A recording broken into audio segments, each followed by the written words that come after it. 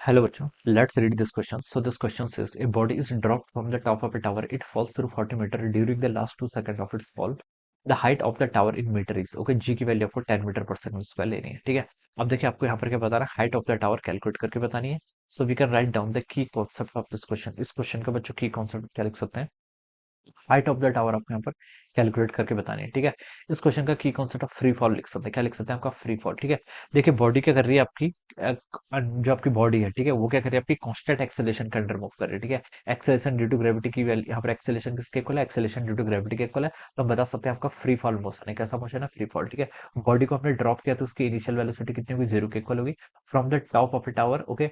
मान लीजिए आपके टावर की हाइट कितनी, एच के इक्वल है, ठीक है। ये आपके टावर की हाइट कितनी, एच के इक्वल है। और हमें डिस्प्लेसमेंट दे रखा है in the last 2 second, okay. तो देखिए बच्चों, लेट ये बॉडी को देखिए टावर को पूरा कवर करने में टी टाइम लग रहा है, ठीक है। लेट क्या लग रहा है, पूरा टाइम कवर करने में टी टाइम लग रहा है, ठीक है। अब मैं देखिए टी टाइम पे बॉडी आपकी यहाँ पहुंच जाएगी, ठीक है। और इसमें लिखा है कि लास्ट 2 सेकंड में उसका 40 मीटर का डिस्प्लेसमेंट है। तो मैं टी टाइम तक इसका कितना डिस्प्लेसमेंट है वो कैलकुलेट कर लेता हूँ, और टी माइनस टू टाइम तक कितना डिस्प्लेसमेंट है वो कैलकुलेट कर लेता हूँ, और उन दोनों का डिफरेंस कर लूंगा, वो किसके इक्वल होगा, 40 मीटर के इक्वल होगा, ठीक है। तो देखिए बच्चों, कौन सी क्वेश्चन का यूज करना चाहिए, आपको इनिशियल वेलोसिटी गिवन कर रखी है, हाइट गिवन कर रखी है, ठीक है। टी भी गिवन है, और एक्सेलेशन आपको पता है कितना है यहाँ पर, माइनस जी के इक्वल होगा, ठीक है। माइनस जी के इक्वल होगा। यहाँ पर देखिए आपका डिस्प्लेसमेंट भी डाउनवर्ड है, एक्सेलेशन भी डाउनवर्ड है, ठीक है। तो देखिए मैं कौन सी इक्वेशन को यूज करता हूँ, S is equal to ut plus half a t square, okay.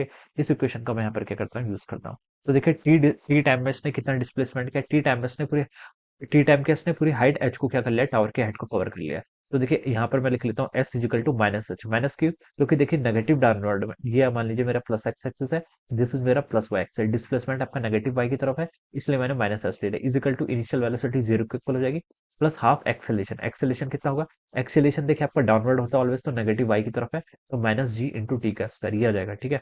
तो इसको मैं यहाँ से लिख सकता हूँ, देखिए एच की वैल्यू कितनी होगी यहाँ से आपकी, half G T square. This is my equation number one, ठीक है, ये मेरी इक्वेशन नंबर वन होगी।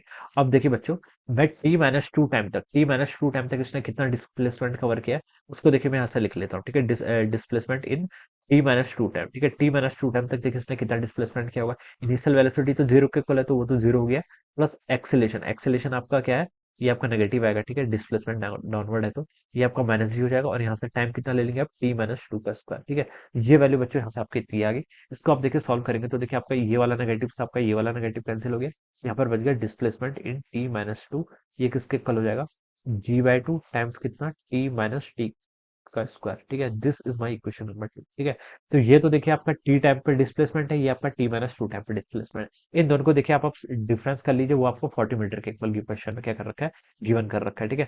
तो आप लिख सकते हैं displacement in T time minus displacement in T minus to time, ठीक है। इसको अगर हम सब्ट्रैक्ट करेंगे तो देखिए बच्चों क्या होगा, जी बाई टू तो आपका कॉमन हो गया, और क्या बचेगा, T square minus of T minus two का होल स्क्वायर, ठीक है। ये टर्म आपकी यहाँ पर से इतनी आ गई। यहाँ से आप देखिए जी बाई टू को बाहर ले लीजिए, और अंदर सॉल्व कर लीजिए, हो जाएगा टी माइनस टू का होल स्क्वायर ओपन करेंगे तो हो जाएगा आपका ए का स्क्वायर प्लस बी का square minus two a b, ठीक है। ये वैल्यू आपके यहाँ से इतनी आ गई। अब देखिए बच्चों, एस टी माइनस टू ये कितना आपका 40 मीटर के इक्वल दिया हुआ है, तो उसको आप यहाँ से 40 पुट कर लीजिए। जी की वैल्यू कितनी देर की है आपको, 10 के इक्वल दिया, 10/2 यहाँ से हो जाएगा। इसको सॉल्व कर लेंगे तो हो जाएगा T square minus of T square minus four plus कितना हो जाएगा, 40 के इक्वल, ठीक है। यहाँ से इतना आ गया। तो यहाँ से 10 से इसको सॉल्व करेंगे तो आपका 4 टाइम्स हो जाएगा, 2 इंटू फोर करेंगे तो कितना, 8 हो जाएगा, ठीक है। तो लेफ्ट साइड में आपका 8 आ गया। यहाँ से आपका टी स्क्वायर से टी स्क्वायर कैंसिल हो गया, और ये कितना बच गया आपका, 40 माइनस फोर के इक्वल, ठीक है। इसको देखिए और सॉल्व कर लीजिए तो माइनस फोर इधर जाएगा तो 8 प्लस फोर 12, और टी की वैल्यू बच्चों कितनी आएगी आपके, 3 सेकंड। तो देखिए बच्चों, उसको 3 सेकंड लगेंगे पूरी इस डिस्टेंस को कवर करने में, ठीक है। 3 सेकंड लगेंगे, ठीक है। आपको क्या बताना, हाइट ऑफ द टावर क्या करनी है यहाँ पर, कैलकुलेट करनी है। तो देखिए अब आप किसी भी क्वेश्चन में आंसर पुट कर लीजिए, इसमें पुट कर लेंगे तो यहाँ से आपको एच मिल जाएगा, एच क्या थी आपकी, हाइट ऑफ द टावर, ठीक है। तो इक्वेशन वन में वैल्यू पुट कर लेते हैं, कितना हो जाएगा देखिए, हाफ, ठीक है। जी कितना आपका 10 के इक्वल है, टी का स्क्वायर यानी कि 3 का स्क्वायर, ठीक है। इसको सॉल्व कर लीजिए, टू, ये आपका 5 हो जाएगा, 5 इंटू नाइन कितना हो गया आपका, 45 मीटर। तो this will be the answer of this question, height of the tower कितना आ गया, 45 meter. Option A will be the right answer of this question, okay. तो इस तरीके से बच्चों हम क्या करेंगे, इस क्वेश्चन को यहाँ पर सॉल्व कर सकते हैं। So I hope you all understood this concept, all the best and thank you.